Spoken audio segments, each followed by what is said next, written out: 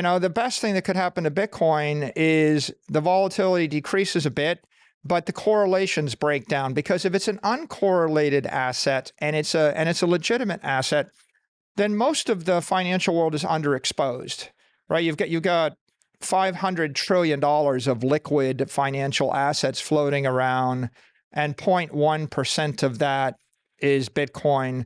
So if it gets to be 1%, right, 2%, then it's going up by a factor of 10 or more. MicroStrategy Executive Chairman Michael Saylor believes Bitcoin, the world's largest cryptocurrency, in which Saylor and his software firm are heavily invested, has a straight path to hitting 10x its current price.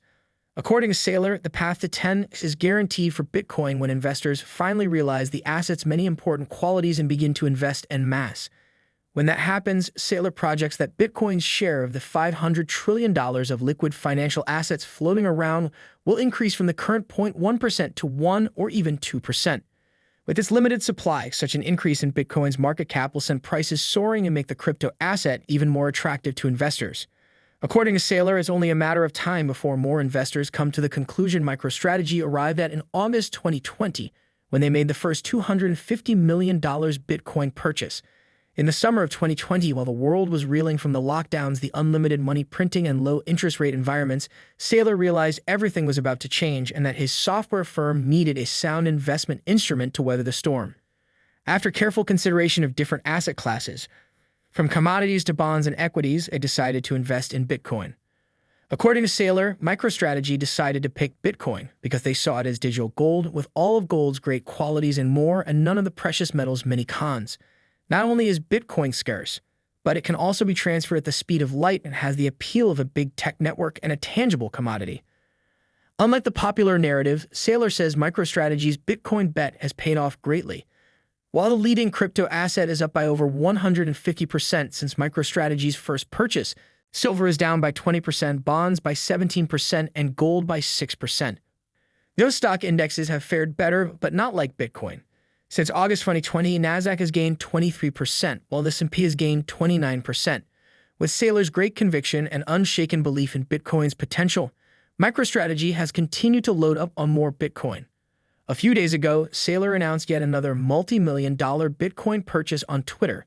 His tweet reads, MicroStrategy has acquired an additional 12,333 Bitcoin for approximately $347 million at an average price of $28,136 per Bitcoin.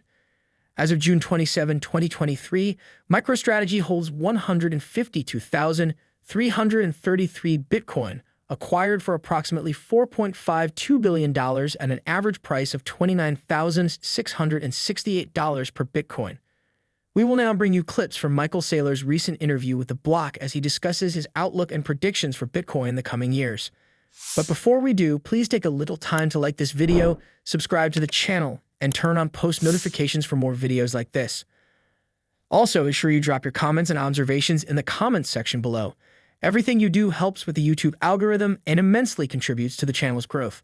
Thanks, enjoy the video. If we switch the focus just to the crypto industry as opposed to macroeconomics, and the last macroeconomic observation is that, interest rates did go to zero. They stayed at zero for 18 months, then they got jacked up to 500 basis points in 12 months.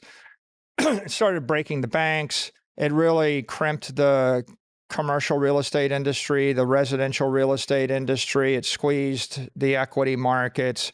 And now we're kind of like at this point where it's not good. Do they creep up a little bit or the interest rates to come back in? But I think we're at the end of that aggressive tightening cycle. And at some point, they're going to have to loosen monetary policy. So we're poised there. In the crypto industry, I think in general, the question is Bitcoin going to be banned, hacked, or copied? Right? It was the biggest crypto asset 3 years ago, but will it be banned? Will it be hacked? Will it be copied? That's the question for any investor. What happens next? There used to be a lot of Bitcoin skeptics. There were, people, there were the deniers. I talk about them. People that think Bitcoin is tulip bulbs and a Ponzi scheme. Peter Schiff being the most famous. The deniers are pretty much silenced now, right? I mean, they have fallen out of consensus.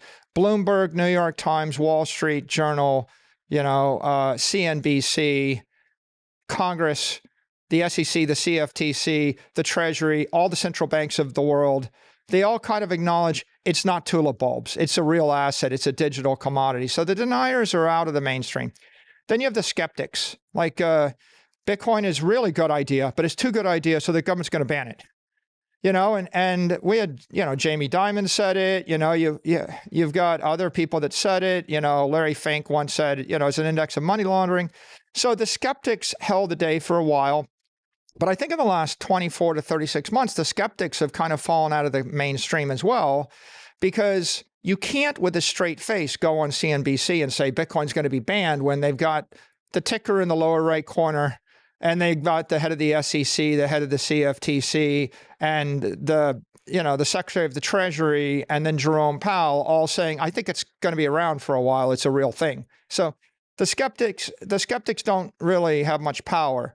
So now if it's an asset, you've got a bunch of investors, and maybe you love it, maybe you hate it. You're like, if you're an investor, you acknowledge it as an asset class, and you can either go long, go short, or trade the volatility.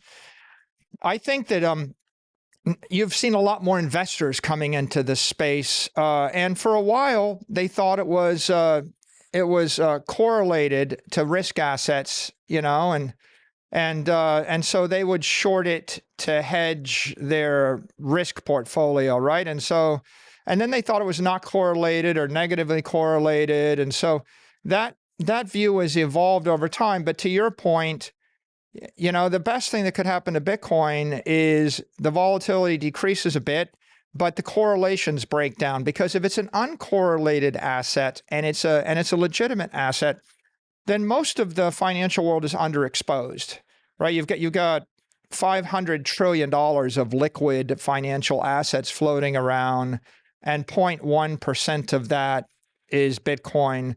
So if it gets to be 1%, right, 2%, then it's going up by a factor of 10 or more.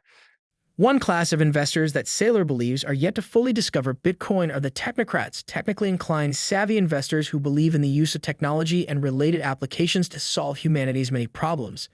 Saylor explains that these are the same class of investors currently heavily invested in Apple, Microsoft, and Google, three of the world's largest companies by market valuation. The only thing holding these investors and their multi-million-dollar portfolios away from Bitcoin, Saylor says, is the highly volatile nature of the cryptocurrency industry.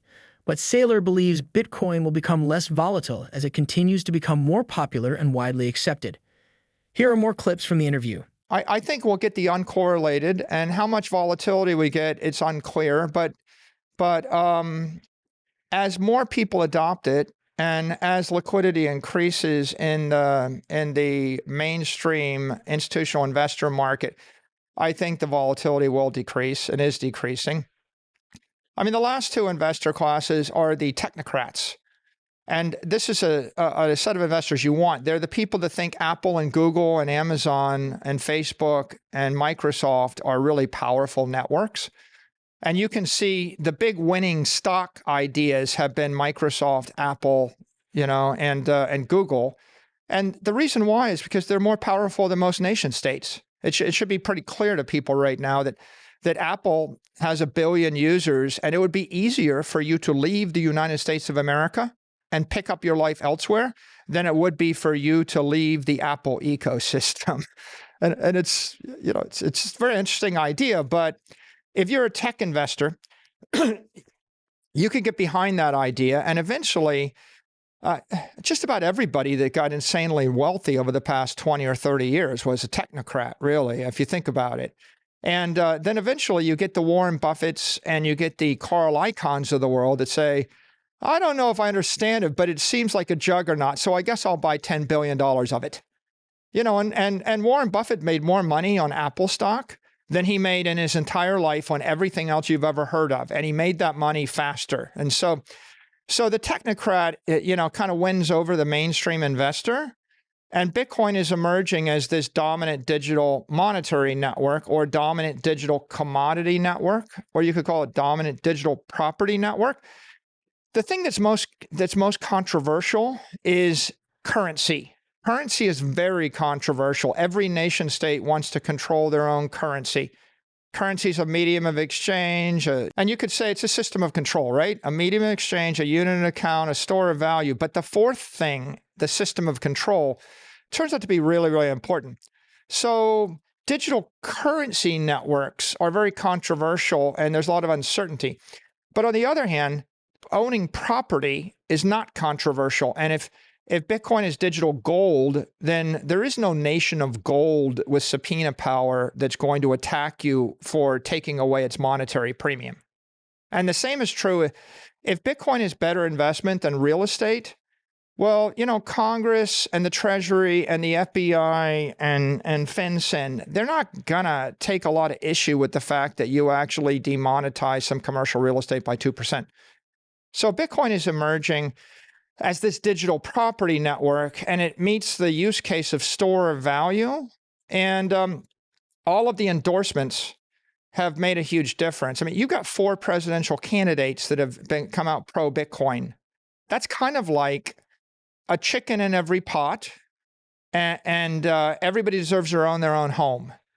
And if everyone has an entitlement to own their own home, and I'm going to launch Freddie Mac and Fannie Mae, and I'm going to make home mortgages cheap because every American deserves to own a home, what you get is a lot of money flowing into that asset class, the entire mortgage-backed security asset and real estate. And there's a reason real estate's gone up 7% a year in all these cities for the last 100 years.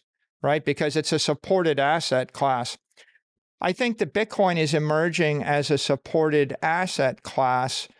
If you've got the regulators endorsing it, Congress endorsing it, legislators endorsing it, you've got candidates endorsing it, then I think you've turned a corner. So I think we've turned a corner where you're either going to be an investor or a technocrat, or the last is maximalist. And like Michael Saylor, billionaire investor Tim Draper is a top Bitcoin enthusiast and long-time bull.